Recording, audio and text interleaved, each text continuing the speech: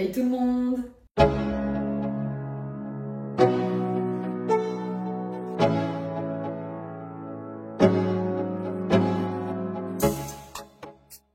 J'espère que vous allez bien. On se retrouve aujourd'hui pour un nouveau vlog rénovation. La reprise des vlogs, ça y est, c'est pour maintenant. Et dans la vidéo d'aujourd'hui, on va s'attaquer à la salle de bain. Je pense qu'on va essayer de faire la salle de bain complètement en seulement 2 vidéos. Donc celle-ci et la prochaine, histoire de ne pas faire durer ça bien trop longtemps pour une seule pièce. Mais en tout cas, une chose est sûre, on ne pourra pas tout caler dans cette vidéo d'aujourd'hui, puisqu'il y a quand même pas mal de choses à changer et d'ailleurs des choses sur lesquelles on ne s'est pas encore réellement décidé. Donc on va déjà bien avancer dans ce vlog, mais ce sera que la moitié de la salle de bain. Par contre, avant de vous laisser avec la vidéo du jour, je voulais vous parler du partenaire de la vidéo qui n'est autre qu'Ichika, encore une fois. Et cette fois-ci, je suis là pour vous parler d'un tournevis électrique. Encore et toujours envoyé dans une belle petite mallette, donc ça c'est toujours hyper pratique. Et voilà comment ça se présente.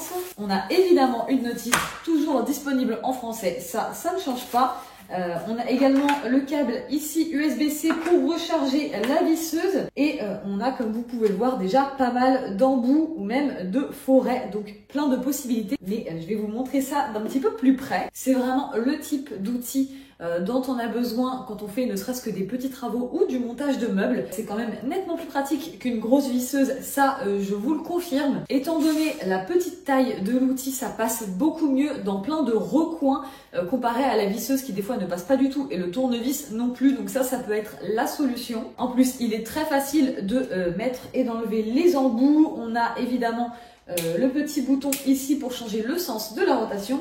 Et on a même une petite lampe torche en dessous, ça se recharge par ici. Bref, c'est vraiment très simple d'utilisation, je crois qu'on peut pas faire plus simple que ça. Et alors autant je l'avais bien rangé dans son emballage pour vous faire l'unboxing avec vous, mais depuis que je l'ai déjà utilisé pas mal de fois. Et je m'en resservirai d'ailleurs pour la salle de bain. Pour rappel, la marque Ichika, vous pouvez la trouver sur leur site ichika.com. Je vous mets un lien en barre d'infos, mais également sur Amazon. Je vous mets également le lien Amazon en barre d'infos. Je dois avoir un code de réduction qui marche encore. En revanche, je ne sais pas s'il fonctionne également sur Amazon ou que sur leur site.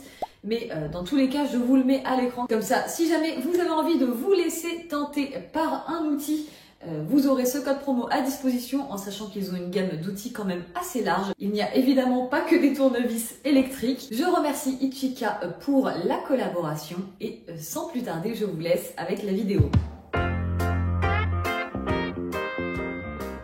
Bon, avant de commencer, je vais vous expliquer un petit peu tout ce qu'on va refaire dans cette pièce.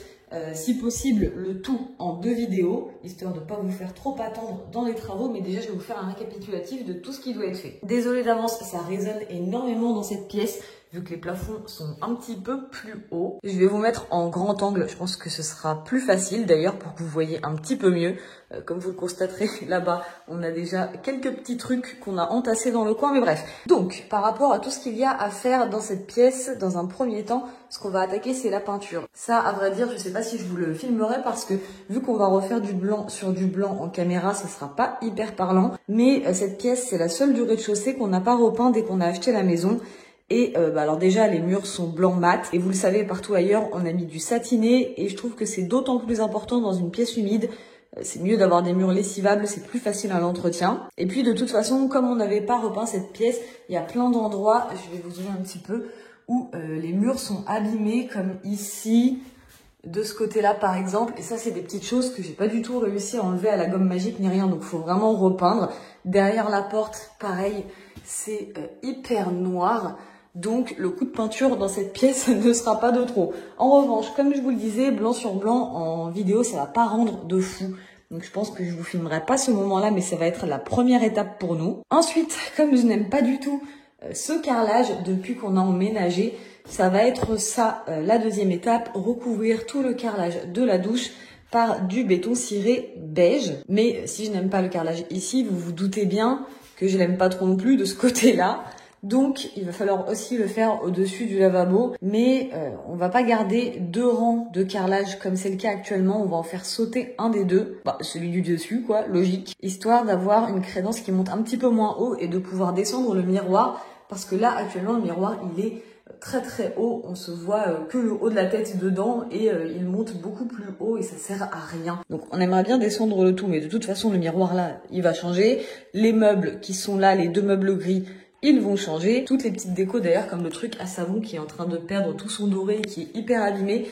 Mais je me retiens d'en acheter des nouveaux depuis hyper longtemps parce que je me dis que ce sera un petit peu la touche finale de cette pièce et je voulais attendre qu'on fasse les travaux ici. Donc, en résumé, peinture blanche sur tous les murs, béton ciré sur la douche, béton ciré sur ce carrelage en enlevant un rang de carrelage, changement des 2 meubles gris, de la vasque également, le mitigeur de la douche va bouger aussi, puisque pour l'instant, on avait celui-ci qui est vraiment pas terrible. Alors comme le carrelage est hyper chargé, je trouve que c'est pas choquant. On le voit pas plus que ça, il ressort pas de fou, mais comme après ça va être plutôt lisse, ça va se voir. Donc, on a acheté un autre mitigeur. Ici, on a le béton ciré avec toutes les résines, etc., la peinture. Et ça, je vous détaillerai un petit peu plus le béton ciré au moment où on le fera. Dans un premier temps, on va pas peindre le mur ici, puisque ça, ce sera plutôt pour la prochaine vidéo. On va avoir de l'enduit à faire et tout, vu qu'il faut qu'on enlève un rond de carrelage. Donc ça, ce sera la prochaine étape. Aujourd'hui, on va déjà commencer par peindre les 3 autres murs. Donc celui-ci, celui-là et le mur de la fenêtre. Ce qui fait qu'on va devoir décrocher le sèche-serviette, décrocher l'étagère qui est là, enlever un maximum toute la déco. Par contre, il y a le caisson des toilettes et ce grand meuble ici qu'on va pas pouvoir enlever et qu'il va falloir donc bien masquer. Donc j'ai pas mal de taf de masquage à faire dans la pièce et pas mal de trucs à enlever avant de pouvoir passer à la peinture. Ça y est, on a enfin terminé de tout masquer. Ça nous a pris 1h30 parce que mine de rien, il y avait quand même beaucoup de trucs à protéger, que ce soit le toilette, que ce soit le côté de ce meuble, mais aussi forcément le plafond.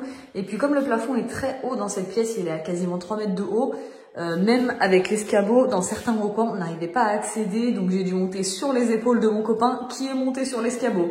Autant vous dire que c'était un sacré cirque. Donc maintenant qu'on a tout vidé, tout masqué, on va pouvoir attaquer la peinture et je vous reprends juste après. Ça y est, la peinture c'est fait. Vous, à l'image, je pense que ça rendra pas grand chose. Par contre, c'est ici qu'il y avait les 2 traces que je vous avais montrées avant. Il y en avait aussi une par là.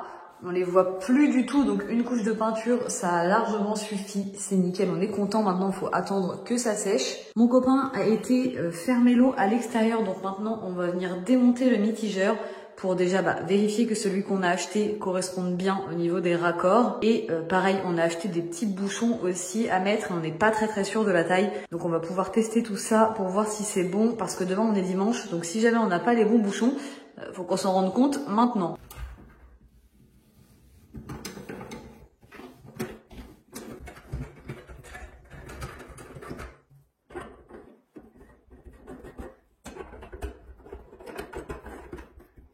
On a réussi à démonter le mitigeur ici et à placer des bouchons, comme ça on a pu réouvrir l'eau dans le reste de la maison et on va pas être trop gêné, c'est fermé uniquement au niveau de la douche.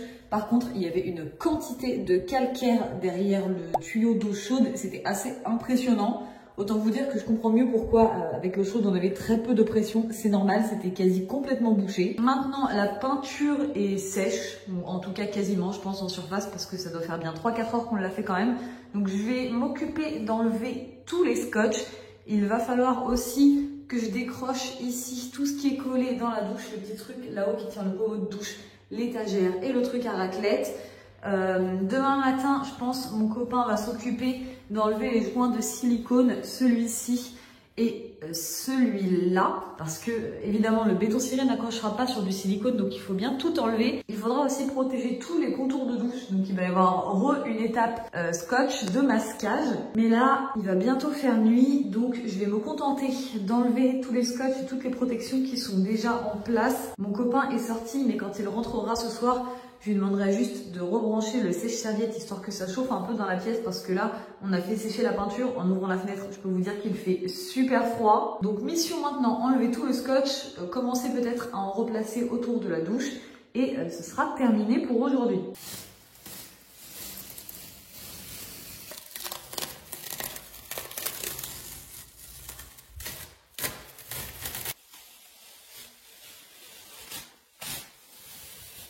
Tous les scotch sont enlevés, c'est good. Je suis deg parce qu'il y a un seul endroit où ça a arraché la peinture.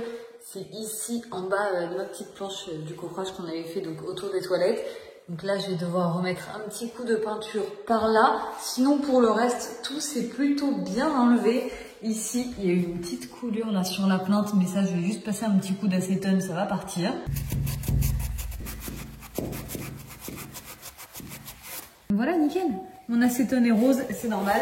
C'est pas du tout de l'acétone de bricolage, c'est de l'acétone pour les ongles, mais ça fait l'affaire. Je vais enlever ce truc qui tenait le pommeau de douche. Je sens que ce petit trou là, ça va être bien galère à masquer avant de faire le béton. Mais bon, maintenant il me reste plus qu'à enlever ce qui est par là. Ça va être facile parce qu'il y a juste des petites vis à desserrer ici. Ce truc là, vu que c'est collé avec du double face, je sens que je vais bien galérer. Alors autant l'étagère en soi n'était vraiment pas dure à démonter, autant pour ce qui est d'enlever les scotch, ça c'est le scotch de la raclette. J'ai réussi à l'enlever assez facilement, par contre il y a une bonne partie qui restait collée là, donc je vais devoir gratter. Par contre les fixations comme ça de l'étagère, waouh, c'est une dinguerie comment ça colle. J'ai mis 20 minutes à enlever celle-ci, sauf qu'il y a encore toute la colle du dessous qui est restée bloquée, je galère à enlever ça. Je peux vous dire que l'étagère là, elle serait jamais tombée. Donc maintenant, let's go passer au moins une demi-heure, une heure à essayer d'enlever le deuxième et à enlever toute la colle qui reste sur le carrelage, un bonheur. J'ai masqué les contours de la douche, mais également les robinets juste ici. En haut, finalement, j'ai remis la vis. Je pense que ce sera plus facile de contourner plutôt que d'essayer de boucher un tout petit trou avec du scotch. Donc là, il restera plus qu'à faire le bas.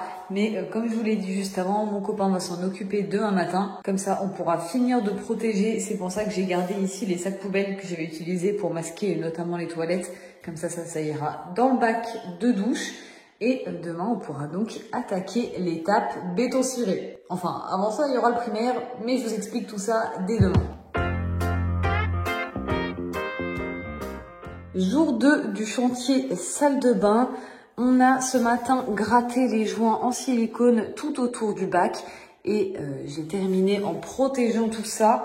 Donc là, normalement, on est bon. On a aussi dégraissé le carrelage en passant un petit coup d'acétone partout. Maintenant, il va falloir passer au primaire.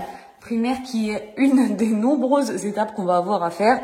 Mais celle-ci, je pense que ça va clairement être la plus simple puisque le mélange à l'intérieur du pot est déjà fait et que ça doit être appliqué au rouleau. Donc on va venir verser ça dans un bac à peinture, l'appliquer au rouleau ou au pinceau sur les bords là où on ne peut pas passer le rouleau. Mais ça, globalement, ça va être assez rapide et je pense l'étape la plus facile de tout ce béton ciré. Le primaire comme ça, on n'est pas obligé normalement d'en appliquer avec ce produit, mais c'est quand même fortement conseillé quand il y a du carrelage en dessous parce que comme le produit est déjà épais, ça vient un petit peu boucher les joints qu'on peut avoir et ça évite que les joints ressortent quand on passe au béton ciré juste après. On va se mettre ça dans un bac à peinture et on est parti.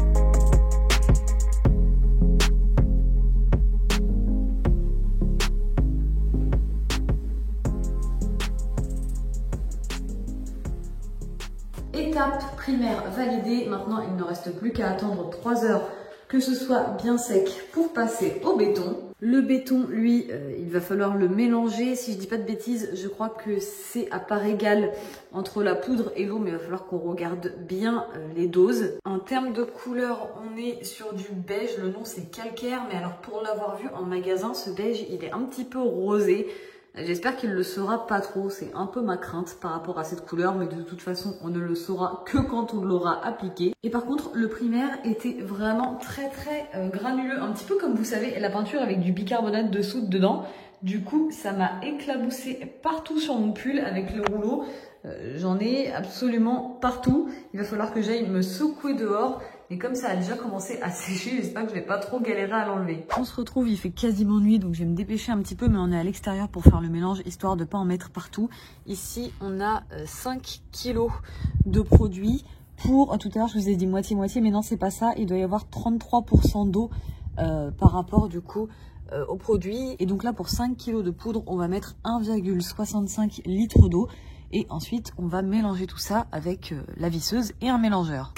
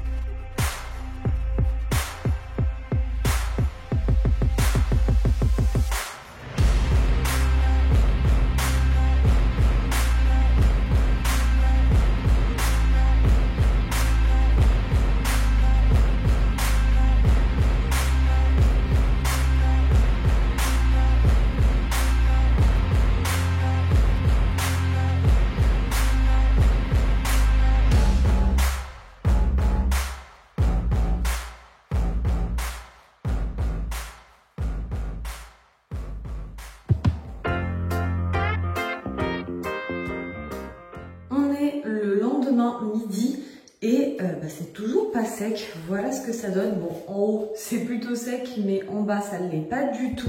Alors que sur la boîte c'est écrit qu'il faut attendre 6 heures entre 2 passes. Le vendeur lui avait bien dit d'attendre 24 heures et je comprends pourquoi. Puisque là ça doit faire un truc genre 12-13 heures que ça a été fait, voire même un peu plus. Oui non, beaucoup plus. Attendez, là je crois que ça fait 16 heures que j'ai terminé. Et c'est pas encore entièrement sec.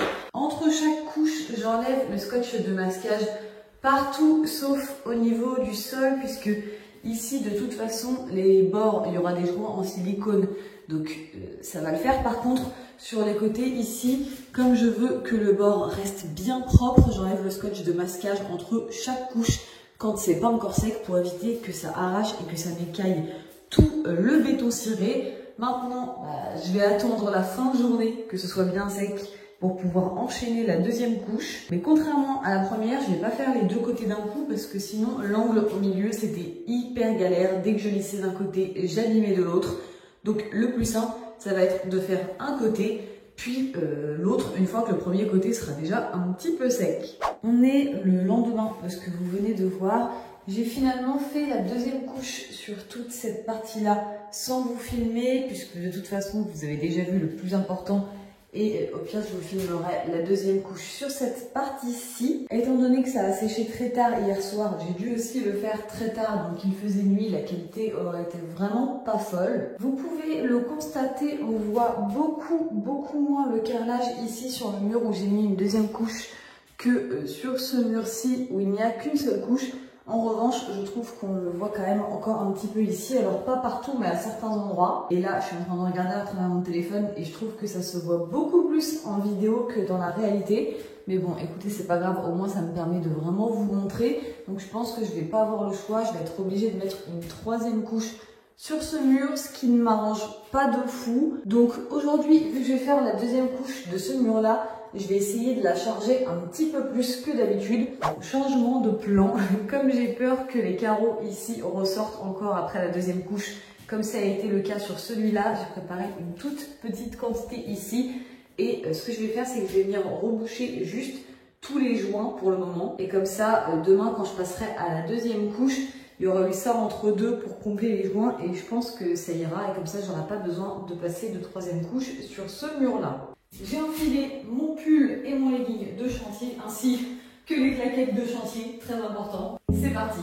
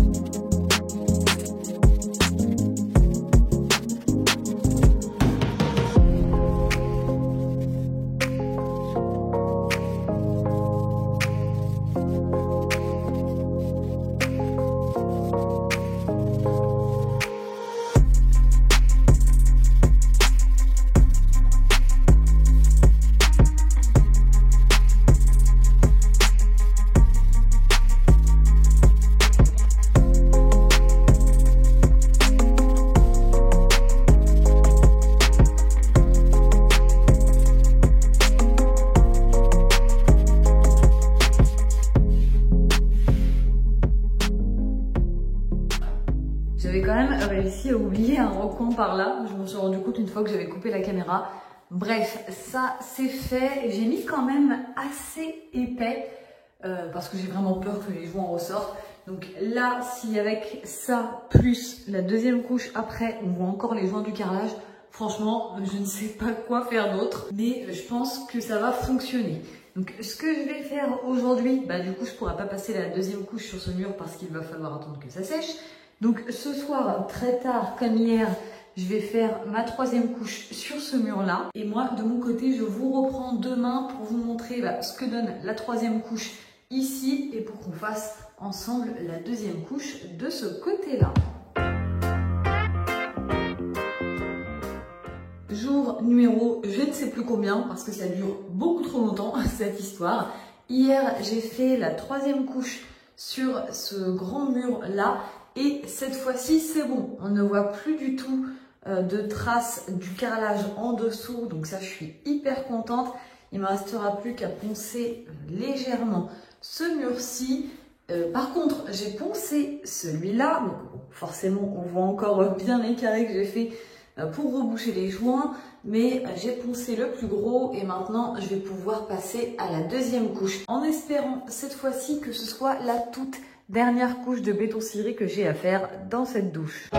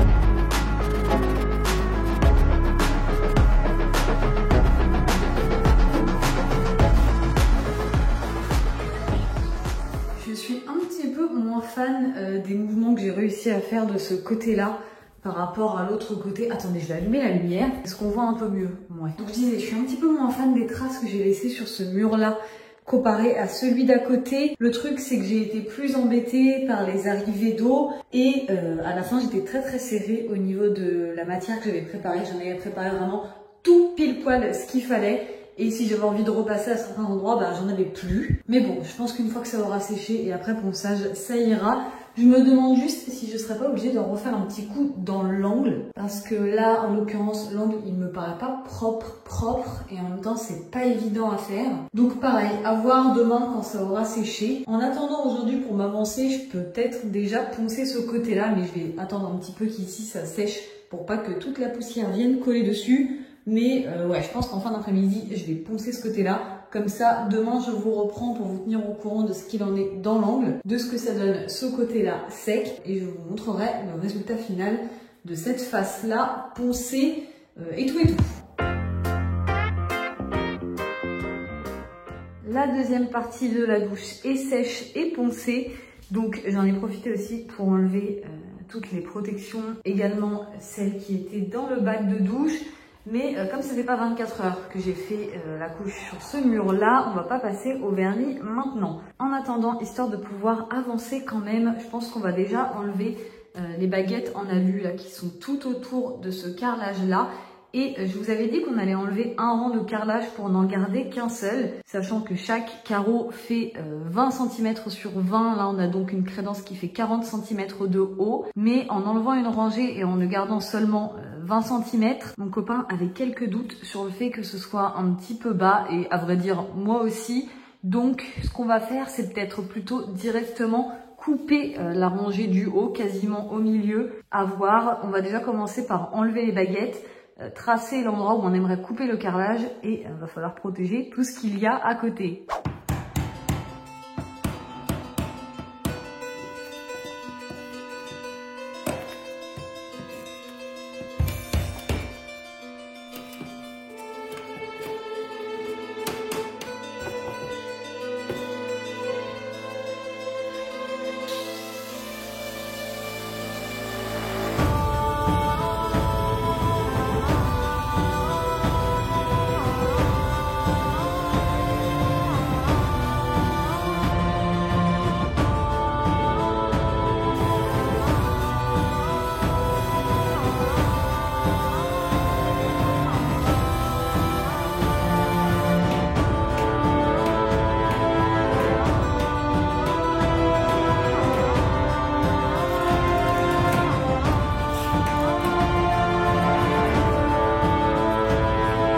Mais en plus, tu me crois ou tu me crois pas, c'est silicone qui est derrière.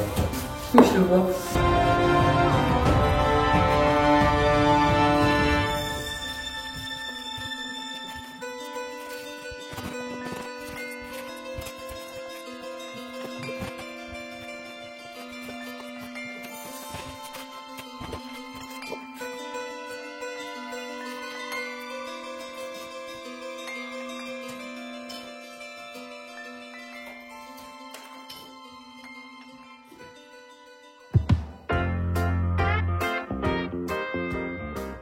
Il est aujourd'hui grand temps de repasser à cette douche et plus précisément au vernis. On a donc une première couche à mettre de ce vernis. Enfin, je dis vernis, mais c'est plutôt une résine en fait. Celle-ci, c'est la résine universelle lavable. On a donc besoin de mettre uniquement une couche de celle-là qui va devoir sécher pendant 24 heures. Et demain, on pourra passer à l'autre résine, celle qui sert aux pièces étanches. Et en l'occurrence, au niveau de la douche, ça doit être plus qu'étanche. Donc celle-ci, par contre, il faudra l'appliquer en 2 couches avec uniquement 4 heures de séchage entre les 2 couches. Donc j'ai bon espoir de pouvoir faire ces deux-là demain. Aujourd'hui, donc, on va se concentrer sur celle-ci. Et pour appliquer ces résines, il faut des rouleaux, mais alors des rouleaux mousse comme ceci, pas avec des poils. Et clairement, le vendeur m'a dit qu'une fois qu'il y avait de la résine sur ces rouleaux, après les avoir utilisés, on pouvait directement les mettre à la poubelle. C'est pas lavable. Donc je vais finir de préparer tout ce qu'il faut et on va passer à ça.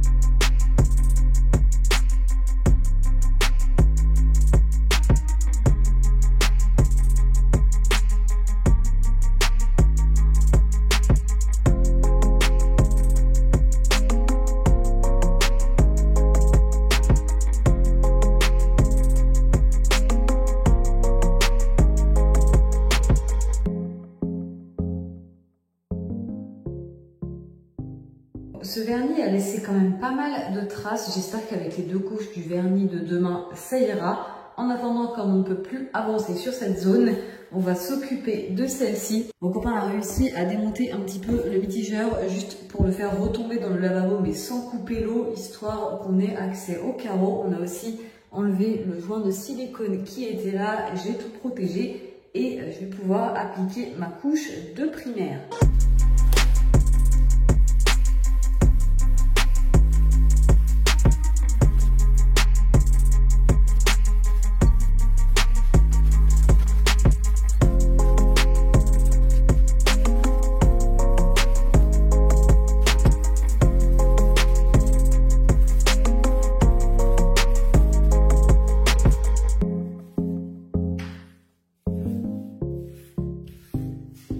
Maintenant que ça c'est fait, étant donné qu'il faut seulement 4 heures pour que ça sèche, je pense que ce soir, je vais commencer le béton ciré, mais je vais pas mettre directement la première couche, je vais juste me contenter de rejointer, un peu comme je l'avais fait du coup au bout d'un moment sur la douche. Et moi je reprendrai directement demain pour attaquer la vraie première couche du béton ciré ici. Aujourd'hui, on va pouvoir passer à la résine étanche. Et pour celle-ci, il faut mélanger 2 composants à parts égales. Par contre, le mélange n'est viable que 10 heures. Donc, on va pas mélanger l'intégralité de ce qu'il y a dans les pots. Ça aurait été plus simple. On aurait juste eu à verser les 2 pots entiers dans celui-là. Ça aurait été nickel. Mais là, je pense qu'on va faire à peu près la moitié, histoire d'être sûr d'en avoir assez. Donc, moitié de chaque dans ce pot qu'on mélange bien. On laisse reposer 5 minutes et après, on peut appliquer tout ça.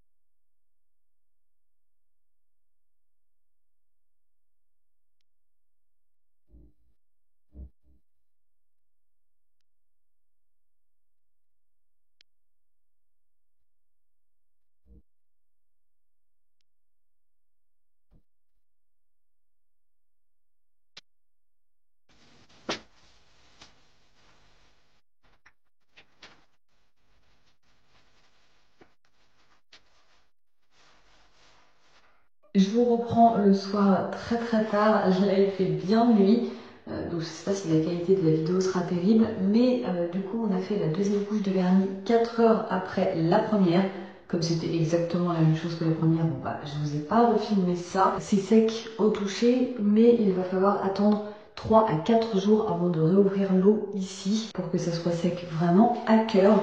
Par contre j'ai mis quelques petits doutes, puisque ici on le voit bien, j'ai choisi une résine avec une finition mate, justement parce que je voulais pas que ça brille comme ça, et là vous pourrez le constater, c'est hyper brillant. Donc peut-être parce que c'est pas encore sec à cœur, je verrai déjà ce que ça donne demain à la lumière du jour, mais ça j'avoue que je suis pas trop fan. Pour le reste, ça s'est plutôt bien passé, donc je vais pouvoir attaquer la première couche sur la crédence du lavabo.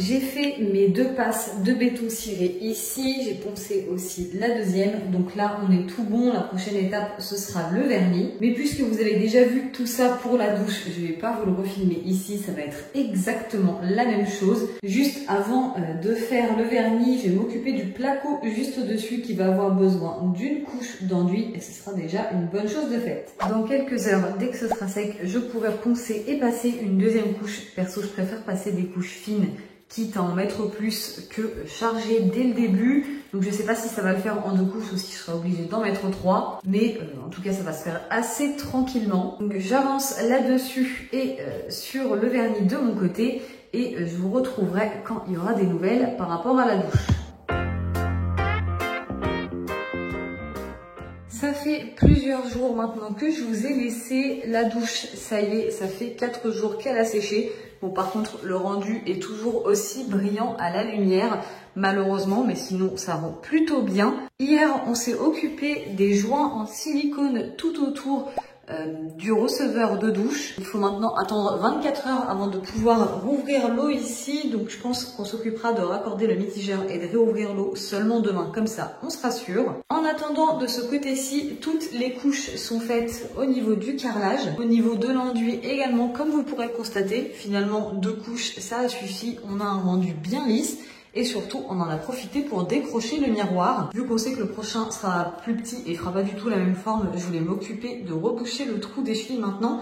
Et voilà ce qu'on a découvert derrière. Décidément, cette maison nous réserve encore des surprises. Je voulais qu'on s'avance un petit peu pour les travaux de ce côté-là. Alors ça, à reboucher, je pense qu'on va s'amuser. Comme partout dans la maison, on a des spots au plafond et que moi j'adore les luminaires, je suis assez frustrée de ne pas en avoir dans cette maison. Et aussi parce que le plafond dans cette pièce est très très haut, on s'est dit que ce serait sympa de faire pendre 2 luminaires, un de chaque côté du miroir. C'est pour ça qu'aujourd'hui, en décrochant le miroir et la lampe, on voulait voir un petit peu comment faire au niveau des fils, puisque là, les câbles qui ressortent dans le mur, il faudrait les faire ressortir au plafond, mais le but, c'est de ne pas faire de saignée parce qu'on n'a pas du tout envie de repeindre ce plafond. Du coup, mon copain essaye de faire passer un câble là au niveau de l'interrupteur, puisqu'il y a 2 interrupteurs, celui qui allume les plafonniers et celui qui allume la lumière du miroir. Donc on veut conserver les 2 séparés, un pour les spots, un pour les luminaires. Il va donc faire passer un câble là dans la gaine pour le faire ressortir au niveau d'un spot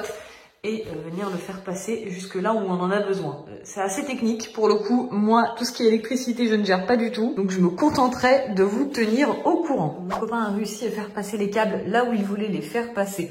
Donc ça, c'est tout bon. Je me suis pas trop étendue là-dessus parce que j'y comprenais pas grand-chose, donc je voulais pas vous dire de bêtises. Maintenant, les joints en silicone de la douche sont bien secs. Donc, on va pouvoir réinstaller le mitigeur et ouvrir l'eau pour voir si tout est bon. Enfin, quand je dis réinstaller le mitigeur, c'est plutôt installer le nouveau. Ici, c'est celui qui était installé à la base, mais on va le changer et le remplacer par ce modèle-là, qui est beaucoup plus grand d'ailleurs, si on compare à celui-ci, mais qui rendra beaucoup plus moderne et plus sympa. Let's go mettre tout ça en place. Ici, à droite, on a les caches pour le nouveau mitigeur et à gauche, on a les anciens. Et comme vous pourrez le constater, ceux-là sont un petit peu plus épais. Donc le problème, c'est que si on met ça en place, finalement, après, ici, ça ne ressort plus assez pour pouvoir venir fixer le mitigeur. Donc, salut Prout, on va être obligé de refixer les anciens ici. C'est dommage, mais bon, c'est pas très grave. Au moins, on a une solution de repli. Heureusement qu'on a gardé celui-là.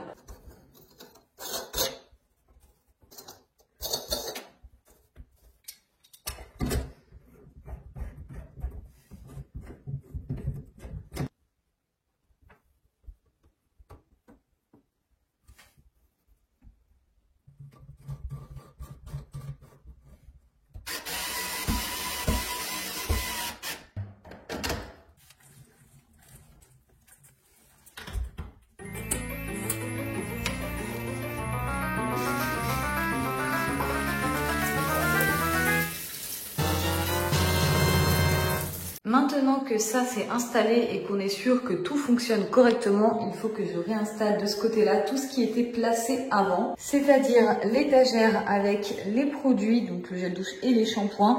Ça c'est l'ancienne étagère, autant vous dire qu'elle avait quand même plutôt pas mal subi. Du coup, j'en ai racheté une nouvelle, c'est exactement la même, donc ça tient au mur avec un scotch hyper puissant et ça vient se visser ici à l'intérieur de ce petit trou. Franchement, vu comment j'ai galéré à enlever le scotch de l'autre quand je l'ai démonté, ça tient plutôt très bien. Et c'est ce qu'il faut parce que les bouteilles ici sont en verre et pèsent donc vraiment assez lourd.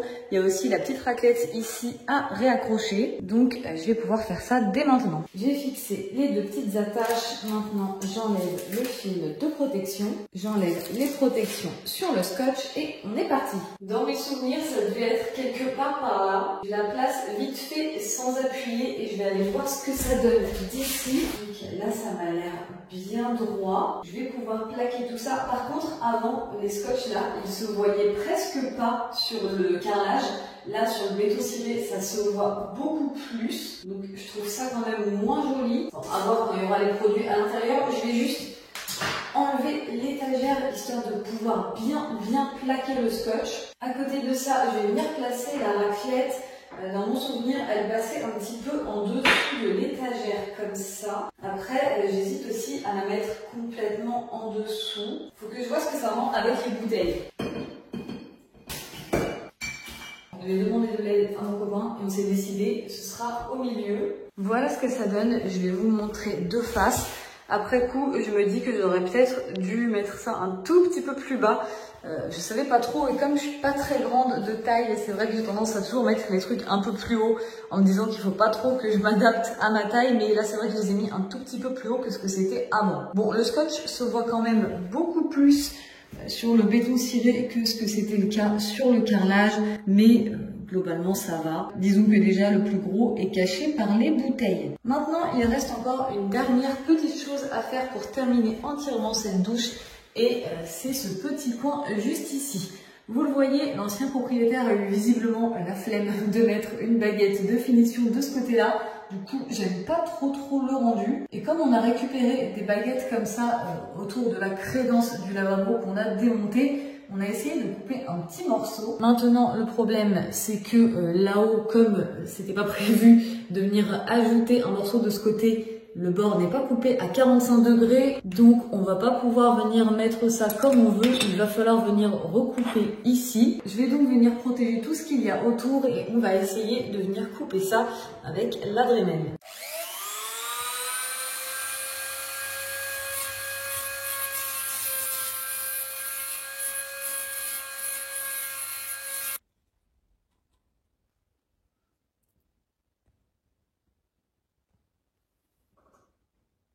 Alors, mon ongle était loin d'être parfait. On mettra du silicone justement pour combler le petit creux. Ceci dit, c'est quand même déjà bien mieux que ce que c'était. J'ai passé un coup de chiffon sur le mur ici et j'ai laissé des traces. Il va falloir que je relave. De loin, franchement, on voit pas que l'ongle est assez moyen, donc je suis plutôt satisfaite. Je vais pouvoir revenir placer 2-3 trucs ici. Alors, je vais pas remettre toutes les petites décos parce que comme on n'a pas fini de poncer et de peindre dans cette pièce, ça servirait à rien. En revanche, je vais déjà mettre tout ce qui était vraiment de ce côté-là de la douche. À commencer par le panier à linge. Je vais aussi pouvoir replacer mon petit tabouret juste ici et pour finir, l'étagère. J'ai acheté ce petit tapis là aussi récemment. Je sais pas si ça va le faire ou pas. En réalité, je le trouve beaucoup trop mignon. Mon copain, ça va, il aime bien aussi. Donc, on n'est pas encore sûr à 100% de base. Je voulais un tapis ovale, mais j'ai pas trouvé grand chose qui me plaisait. Une chose est sûre, je voulais pas remettre un tapis carré. Je trouve que ça faisait vraiment trop bloc avec la douche.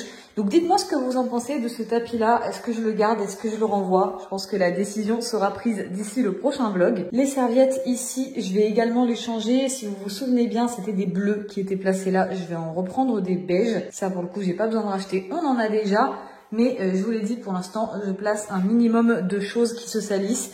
Le tapis, c'était juste pour vous montrer, mais hors douche, on l'enlève pour éviter qu'il y ait trop de poussière qui retombe dessus. Dans le prochain vlog, on s'occupera de tout ce côté-là de la pièce, donc de refaire la peinture blanche, mais également d'ajouter une petite touche de couleur. Je vous en dis pas plus pour le moment. On va changer le meuble vasque, la colonne et également la vasque. Le miroir qui d'ailleurs pour le moment n'est plus, et vous pouvez le constater ici, on a déjà un petit peu avancé, mais ça c'est pour la prochaine vidéo. De ce côté-ci, évidemment, ça ne va pas rester comme ça, hein. On va installer une baguette tout autour de la crénence, mais on attend avant de pouvoir la placer, d'avoir fait la peinture ici, donc ce sera également dans la prochaine vidéo. On mettra des suspensions plutôt qu'une applique murale ici, et il y aura aussi également toute la petite déco à ajouter, que ce soit de ce côté, mais également de ce côté-là. Et par ici, pour tout vous dire, je me tâte à enlever cette étagère et à mettre à la place une échelle en bois. Mais bon, ça, il n'y a encore rien de sûr. Je vais déjà changer tout le reste et on verra ce que ça donne à la prochaine vidéo. Et c'est donc là-dessus que je vais terminer ce vlog. Je vais vraiment essayer de faire le plus vite possible pour vous poster le suivant. Mais je pense que dans 2 semaines, ça va être compliqué étant donné qu'on a encore pas mal de choses qui sont déjà commandées à se faire livrer ou qui même ne sont pas encore commandées. Donc 2 semaines, ça me paraît très très juste. Au plus tard, dans 1 mois, c'est sûr, vous aurez la partie 2 de cette pièce. Et cette fois-ci, le but, ce sera de la finir dans son entièreté. J'espère que la vidéo vous a plu. Si c'est le cas, n'hésitez pas à liker, commenter. Ça me fait toujours super plaisir. Et pensez à vous abonner, ça me soutient énormément. Sur ce, moi je vous dis à dimanche pour une vidéo construction dans les Sims. Passez une bonne journée. Allez, ciao!